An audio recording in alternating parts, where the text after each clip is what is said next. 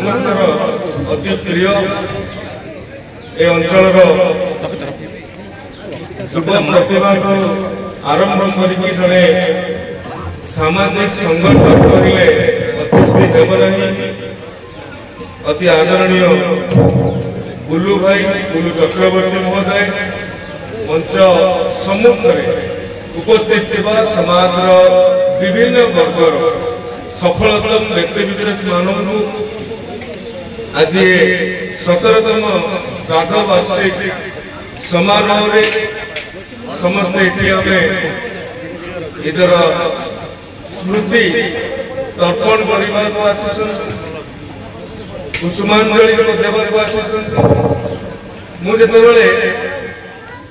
बुलू बाबू को पचारे जे दीर्घ 17 वर्ष धरिकी आप श्राद्ध वार्षिक पालन कर महासमारोह पालन कर गोटे निश्चित भाव ये पालन किंतु समाज को जो प्रकार अवदान योगदान देते समाज व्यक्ति विशेष मैंने चाहते ये पूज्य पूजा परंपरा अपूर्ण रहू। सबुठ बड़ कथा आज दिन में जो सामाजिक अवक्षय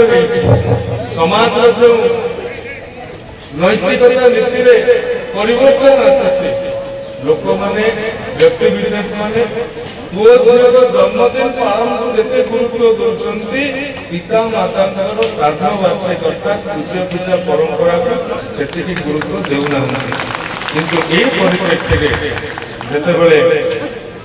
ये समुदाय भागवत पात्र सुयोग्य संस्थान माने आपण माने ये जो दीर्घ 17 वर्ष धरिकी पूज्य पूजार परंपरा को अव्याहत रखिछन्ति मु कहिबी ये केवल ए अंचल रे नुहे केवल बारंग अंचल रे नुहे ये समुदाय समाज को गोटे नुआ उदाहरण सृष्टि करूछे नुआ दृष्टांत सृष्टि करूछे जे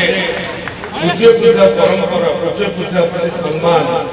जे मानन पाई आज हम एठी बसिछन्ति जे मानन पाई आज कथा कहबार को क्षमता पाइछि सुयोग पाइछि कथा कहबार अक्षर शिखिछि सेही मानन जदि ये समाज भूली जीवो सेही मानन जदि ये समाज पासरी देबो तबे ये समाज रो भविष्य भी ठीक हेबो नहीं। एही अवसर रे मु मोर श्रद्धांजलि मोर कुसुमांजलि स्वर्गत आत्मा को प्रदान करूछि जो बड़ी भाव में ये परंपरा चली आसी सबुदिन अव्याहत रहू। आज दिन में एति प्रार्थना प्रभु निकट में जो भी भलरे था कामना प्रार्थना। उर्वर माटी